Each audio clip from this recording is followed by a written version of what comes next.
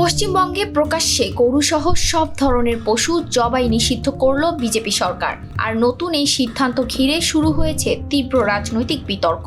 ভারতের পশ্চিমবঙ্গে ক্ষমতায় আসার পরই বড় ধরনের পরিবর্তনের পথে হাঁটছে বিজেপি সরকার। নতুন সরকারি নির্দেশনায় শুধু গরু নয়, ষাঁড়, বলদ, মহিষ সহ প্রায় সব ধরনের গবাদি পশু জবাইয়ের ওপর কঠোর নিয়ন্ত্রণ আরোপ করা হয়েছে। আর এই সিদ্ধান্ত এখন পুরো রাজ্য জুড়ে আলোচনার কেন্দ্রবিন্দুতে। বুধবার রাজ্য সরকারের জারি করা বিজ্ঞপ্তিতে বলা হয়েছে, এখন থেকে সরকারি অনুমতি এবং পশু চিকিৎসকের ফিটনেস সনদ ছাড়া কোনো পশু জবাই করা যাবে না। অর্থাৎ শুধু ইচ্ছা করলেই আর পশু জবাই করা সম্ভব হবে না। প্রথমে লাগবে স্থানীয় প্রশাসনের অনুমোদন, এরপর সরকারি ভেটেরিনারি ডাক্তারের সনদ।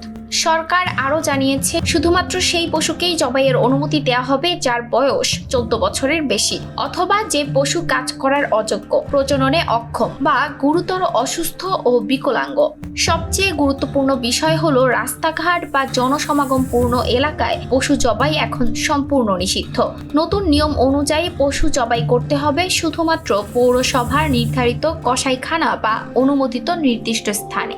এমনকি নিয়ম মানা হচ্ছে কিনা তা দেখতে পৌর চেয়ারম্যান, পঞ্চায়েত সভাপতি কিংবা সরকারি কর্মকর্তারা যে কোনো সময় অভিযান চালাতে পারবেন। আর কেউ যদি এই আইন অমান্য করেন তাহলে হতে পারে 6 মাস পর্যন্ত কারাদণ্ড, 1000 রুপি জরিমানা অথবা দুটোই। সরকার স্পষ্ট জানিয়ে দিয়েছে, এই সংক্রান্ত অপরাধগুলোকে আমলযোগ্য অপরাধ হিসেবে বিবেচনা করা হবে, অর্থাৎ আইন প্রয়োগকারী সংস্থা সরাসরি ব্যবস্থা নিতে পারবে।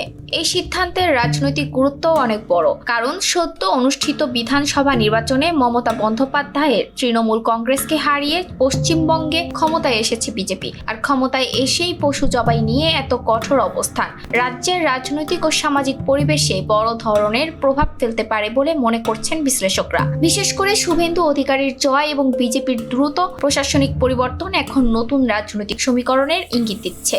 এখন প্রশ্ন হচ্ছে, এই নতুন আইন কি শুধুই প্রশাসনিক সিদ্ধান্ত, নাকি পশ্চিমবঙ্গের রাজনীতিতে আরো বড় পরিবর্তনের শুরু?